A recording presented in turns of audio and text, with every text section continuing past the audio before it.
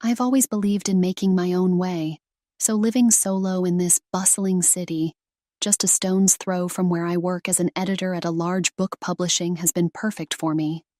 My folks, bless them, are just a phone call away, but here in the city, it's all on me. This one Saturday, needing a break from the usual, I decided to swap out manuscripts for some fresh air and headed to the nearby park. It's my go-to spot for some quiet, usually. I was lost in thought, maybe more than I should have been, because I didn't see the bike path up ahead. "Watch out," that was the first thing he said to me. I jumped back just in time as this guy on a bicycle screeched to a halt right where I would have been a second later. "Jesus, lady, you trying to get yourself killed?" he snapped, catching his breath. He was clearly annoyed, but also seemed relieved that he hadn't hit me.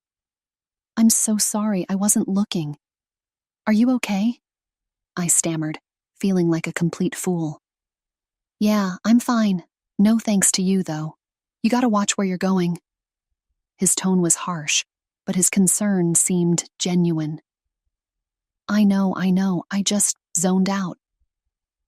"Thanks for stopping in time," I replied, feeling my cheeks heat up. He ran a hand through his hair, looking a bit calmer. "All right, no harm done, I guess. But maybe keep off the bike lane, huh?" "Deal," I said, managing a small smile. "I'm Jenna, by the way." "Tom," he said, offering a hand, which I shook. "So, Jenna, always this distracted, or is it just my lucky day?" "Only on Saturdays," I quipped back, feeling a bit more at ease. We both laughed, and somehow, that awkward start turned into coffee at the nearby cafe. Turns out Tom worked at a car sales company. He was straightforward, kind of blunt, but funny. We talked about everything from books, which he admitted he didn't read much of, to cars, which I knew nothing about. It was easy, simple conversation, the kind where you suddenly realize hours have passed. "Didn't think I'd end up spending my afternoon with the woman who almost wrecked my biki," Tom said as we stood up to leave. "And I didn't think I'd be thanking the same guy who called me a killer on our first chat," I shot back, laughing. "Well, guess we're both full of surprises. Can I see you again, Jenna? Maybe on a day when you're not in the path of moving vehicles?" I nodded, smiling. "I think I can arrange that." Over the next few weeks, Tom and I started seeing each other more often. At first, it was just casual coffee dates and walks through different parts of the city. He had a rough way of talking, but it grew on me. It felt real and down to earth. Before I knew it, these friendly meetups turned into late-night talks, dinners at places that became our spots, and slow revealing conversations about our lives. There was something about Tom that felt familiar and exciting at the same time. I was drawn to his blunt charm, and from those ordinary meetings, an affair began. The more things progressed with Tom, the more inevitable it became that I'd meet his folks. They lived in the suburbs, a nice big house with a yard and all. Tom had warned me his mom was a bit traditional, but I wasn't prepared for just how much. We pulled up to their house, and right from the start, it was clear his parents had been eagerly waiting for us. His mom, a robust lady with a warm smile, welcomed us at the door, enveloping Tom in a big hug and giving me a once-over that felt a bit too long. "Jenna, dear, it's so nice to finally meet you. Tom has told us so much about you," she said, pulling me into a hug that felt more like she was trying to figure out my dress size than welcome me. "Thanks, Mrs. Harper. It's great to meet you too," I replied, trying to match her warmth. We sat down in the living room, and Mrs. Harper wasted no time diving into the conversation. "So, Jenna, Tom tells us you work at a publishing house. That must be exciting, handling books all day." "It is, Mrs. Harper. I love my job. It's fulfilling to be part of the creative process," I said, glancing at Tom, hoping he'd help steer the conversation. "That's nice, dear. But, once you two settle down, you'll need to think about what's really important. Family should come first, and a woman's touch in the home is irreplaceable," she said, not missing a beat. Tom's dad, who had been quietly observing the exchange, chimed in with a nod. Absolutely. A stable home is the foundation of a good life. Right, son? Tom shifted uncomfortably but managed a nod. Yeah, Mom. Jenna's really great at managing her time, though. She's pretty organized and sharp. Well, of course, but managing a home is different, you know? It's a full-time commitment, his mom countered, fixing her gaze on me like she was trying to solve a puzzle. I cleared my throat, feeling the need to defend my position. I believe it's possible to balance both, Mrs. Harper. I think a modern family can have 2 working parents. It's all about teamwork, isn't it? Mrs. Harper smiled, but it didn't quite reach her eyes. Oh dear, that's a nice thought. But in reality, children need their mother, and a house needs a woman's touch, not just a quick sweep. The conversation drifted to other things, but the seed had been planted. Dinner was served, and it was like sitting in a minefield. Every compliment about the food felt like a veiled suggestion for me to take notes. Jenna, do you cook often? Mrs. Harper asked as she served a perfectly roasted chicken. Sometimes, when I can. Work keeps me pretty busy, I replied, trying to keep it light. Ah, well, you'll find great satisfaction in keeping your family fed and your house in order. There's a rhythm to it that's quite fulfilling, she explained, passing the mashed potatoes like she was handing down wisdom. Tom kicked me under the table lightly, a silent signal to not get riled up. I just smiled, sipping my wine a bit more than usual, thinking about how this dinner was more an interview than a meal. Tom and I decided to tie the knot after a year of dating, despite the reservations I had from meeting his parents. Love, as they say, makes you hopeful. We planned a modest wedding, just close family and friends, nothing fancy, just how we both wanted it. Or so I thought. The wedding day was a blur of smiles, flowers, and a small crowd of well-wishers at a local community hall we'd booked. It was quaint, draped in simple decorations, and there was an air of excitement. Or maybe that was just my nerves. The ceremony was short and sweet. We exchanged vows, rings, and a kiss that sealed the deal. Everyone clapped, and it felt right at that moment, at least at the reception while we were munching on finger food. Tom leaned over and said, So I was thinking about our next steps, about moving into a bigger place. I nodded, munching on a celery stick. Sure, we talked about needing more space. What did you find? There's this great apartment, bigger and really nice. It's actually near where I grew up, he added, watching my reaction closely. Near your parents? I asked, trying not to sound too concerned. Yeah, it's convenient, and Mom and Dad would be thrilled to have us close by. Plus, Dad mentioned he could help us out with the rent for a bit. I paused, thinking about the constant visits from his mom I'd have to endure. That's generous, but Tom, you know how I value our independence. I don't want to feel like we're not on our own. Tom squeezed my hand. I get it, Jenna, but think about it. It's a good financial move, and it'll be nice to have family nearby, you know, for when we decide to start our own. I wasn't convinced, but decided to give it a shot. Okay, we can try it. But if it feels too crowded, we need to reconsider. All right, deal.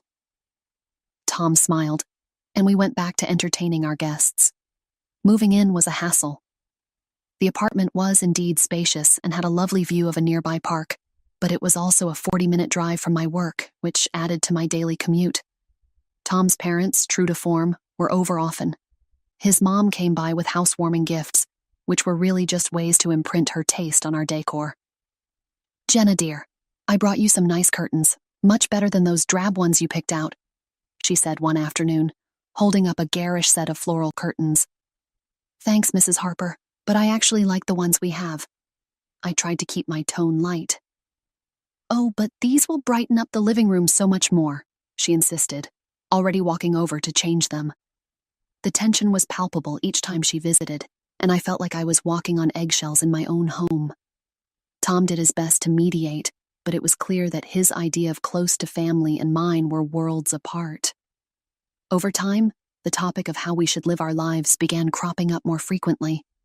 Tom increasingly expressed his preference for traditional family roles. Jen, think about it. You managing the home, me bringing in the cash. It just makes sense. he'd argue, his voice firm as if that settled the matter. But look at this, I'd respond, pulling up our budget on my laptop. 2 incomes, especially now with everything that's going on, pandemics, economic dips. It just makes more sense. We're more secure this way. Tom would shake his head, clearly frustrated. That's not how a family should work. It's not just about money, Jenna. But it is about stability, Tom. And us both working doesn't mean we can't have a great home life. I tried to reason, but it felt like talking to a wall. Meanwhile, Mrs. Harper practically turned our apartment into her second home. She was over all the time, and every visit felt like an inspection. Jenna, you're not thinking of staying in that job forever, are you? She'd start as soon as she walked in. I actually enjoy my work, Mrs. Harper. It's important to me, I'd say, trying to keep my voice steady and polite.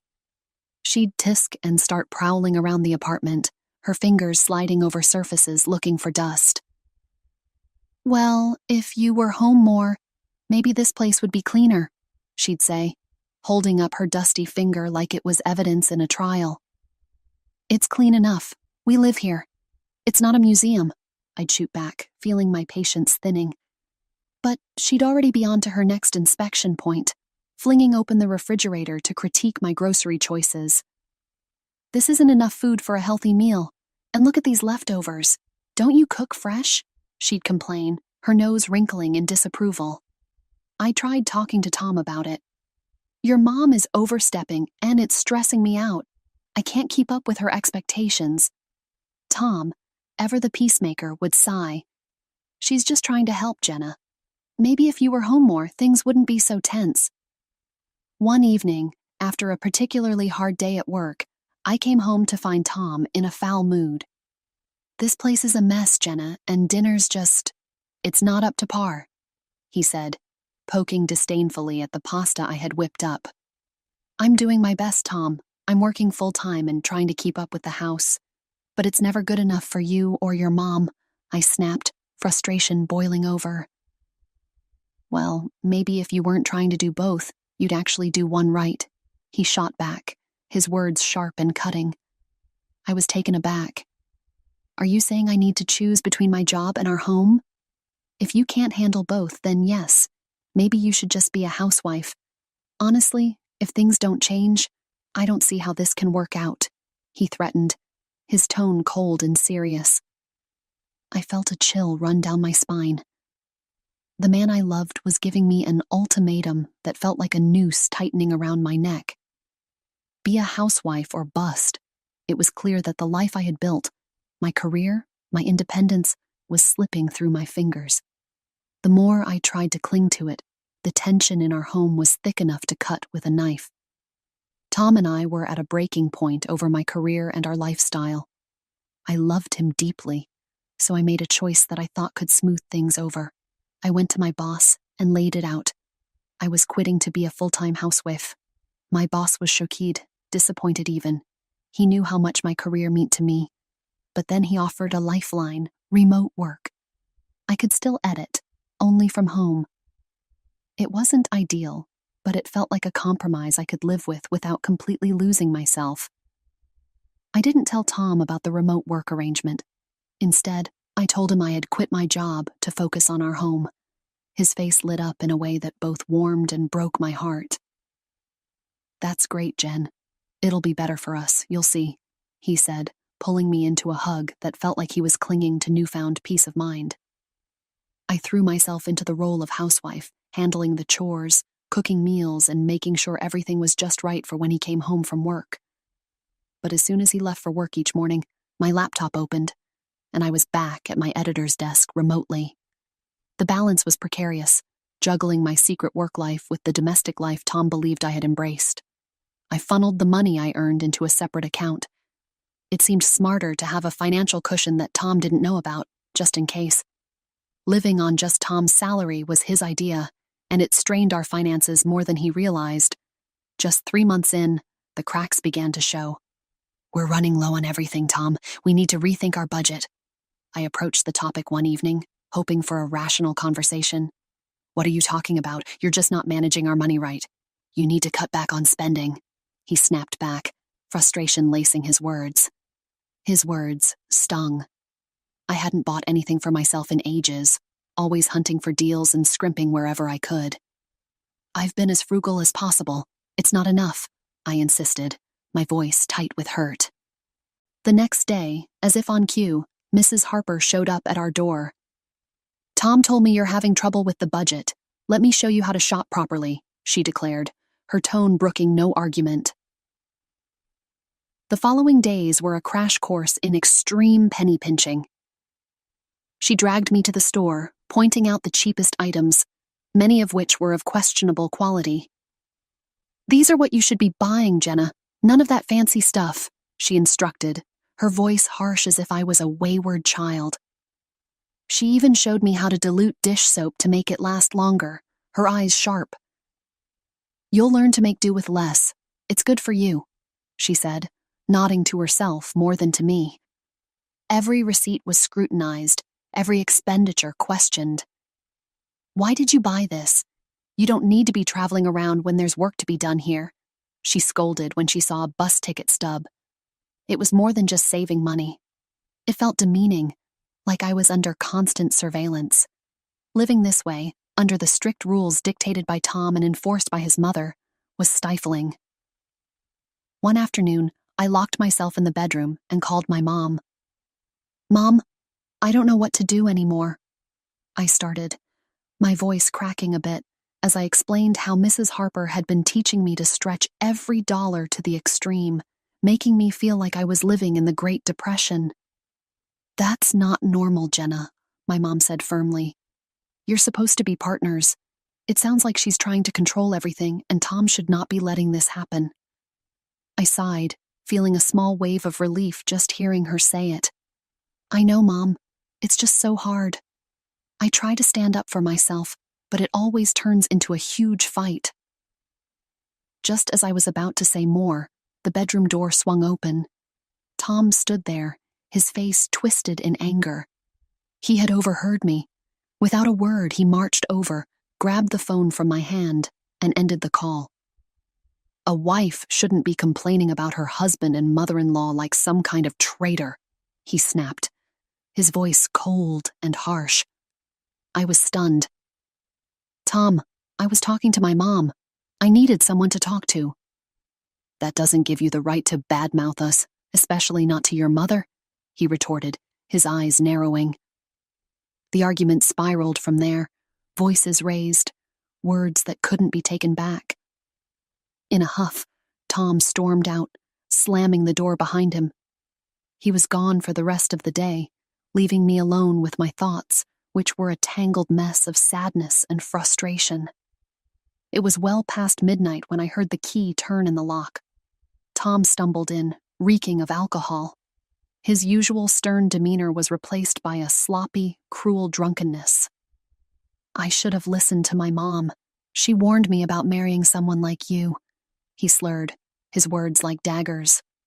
I stood up, my own anger rising. Tom, you're a grown man. Stop letting your mother run our lives. You don't need her approval for every little thing. That seemed to set him off even more. If you're so unhappy, why don't you just leave? He yelled, stepping close, his voice booming in the confined space of our apartment. It's 3 a.m., Tom. It's not safe, I replied, trying to reason with him. Even as my voice shook, I don't care. Get out, he shouted, not even looking at me. I hesitated only for a moment before I started to pack the essentials, my phone, some clothes. When I went to grab my wallet, Tom snatched it from my hands. I earned this money, Jenna. You have no right to it, he said, venom in his tone. Panic surged through me, but then I remembered my own account, my secret safety net. I called a taxi and left without looking back, Tom's angry shouts fading behind me as I closed the door. I found temporary shelter in a nearby hotel. The morning after leaving Tom, I was up early, my mind racing with all that needed to be done. The first stop was a lawyer's office. It was a small, unassuming place, but the lawyer, Mr. Edwards, was sharp and kind. He listened as I laid out everything that had happened, nodding in understanding. We'll get the divorce papers drawn up right away. You have rights, Jenna, and we'll make sure you're protected, Mr. Edwards assured me, his voice firm and confident. Armed with my newly drafted divorce papers, I returned to the apartment where Tom and I had lived. The place was silent, the remnants of last night's chaos evident. I began packing my things quickly, stuffing clothes, books, and personal items into boxes and bags. The reality of leaving this chapter behind felt both liberating and heavy. As I zipped up the last suitcase, Tom stirred on the couch. "Jenna, hey, can you grab me a beer?" he mumbled, still half asleep, not even noticing the suitcases. Instead of a beer, I placed the divorce papers on the coffee table in front of him. "Here's what I can give you," I said, my voice steady. Tom blinked slowly, coming to. He picked up the papers, scanning them, a smirk appearing on his face. "What's this? You're serious? Come on, Jen. You'll come back. Just say sorry to me and my mom. Promise to follow the rules, and we can forget all this," he said. I couldn't help but laugh, a short, bitter sound. "No, Tom. I'm not coming back. Not now, not ever. This is goodbye," I said. I left the apartment, the door closing behind me with a click that sounded like the locking of my past. I moved into a rented apartment that afternoon, a small place but mine alone. Returning to work full-time at the office felt like stepping back into a world where I was in control. The familiar buzz of the office, the clack of keyboards, and the scent of coffee brewing. Everything reminded me why I loved my job. I also reconnected with my friends and my parents, rebuilding the bridges that had been strained during my turbulent marriage. Catching up over long dinners and weekend brunches, I shared laughs and stories, feeling the strength of these relationships that had weathered so much. One late afternoon, as I was wrapping up a manuscript, my phone buzzed. Glancing at the screen, I saw a name I hadn't expected: Claire, a close friend from the city who had been my sounding board through the worst of times. "Hey, Claire, what's up?" I answered, smiling as I heard her enthusiastic voice. "Jenna, I'm so glad I caught you. Listen, a few of us are getting together this weekend at that new cafe downtown. You have to come. It's been ages, and everyone's dying to see you." The cafe meetup turned out to be just what I needed: laughter, updates, and a gentle nudge back into the social world. It felt good to be among friends, to share stories, and listen to theirs, feeling the camaraderie that I'd missed. As the gathering wound down, Claire caught me by the arm as we were leaving. "Hey, how are you really doing, Jen?" she asked, her gaze piercing but kind. I took a deep breath, letting the truth surface. "I'm getting there, Claire. It's been tough, but I think I'm finally moving forward, for real." A few months into my new old life, my phone rang while I was reviewing a particularly challenging manuscript. The screen flashed Tom's name. Taking a deep breath, I answered, my voice cool and collected. "Jenna, hey, I need to talk to you." Tom's voice came through, hesitant and a bit desperate. "What is it, Tom?" I asked, not really in the mood for pleasantries. "Well, I got fired," he blurted out, "and things are tight. I was wondering, you need money?" I finished for him, not surprised by the turn of the conversation.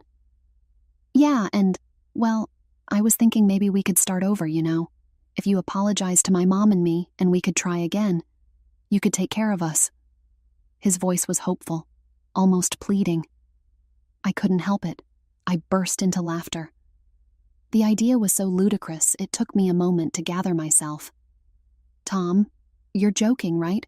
You want me to apologize, support you, and come back to all that mess? You've ditched your principles pretty fast, haven't you?" There was a silence on the other end. "So, is that a no?" Tom finally asked. "Yes, Tom, that's a no, a big one," I replied, still chuckling at the absurdity. "I'm doing well, really well, actually, and I'm not about to give up my freedom and happiness for another round of whatever that was." Hanging up, I shook my head in disbelief. The call was a stark reminder of how far I had come and how much I had changed. I was free, truly free, and it felt liberating. I turned back to my manuscript, a smile playing on my lips. The idea of jumping back into a relationship wasn't appealing at the moment. I was enjoying my independence too much, savoring the peace that came with it.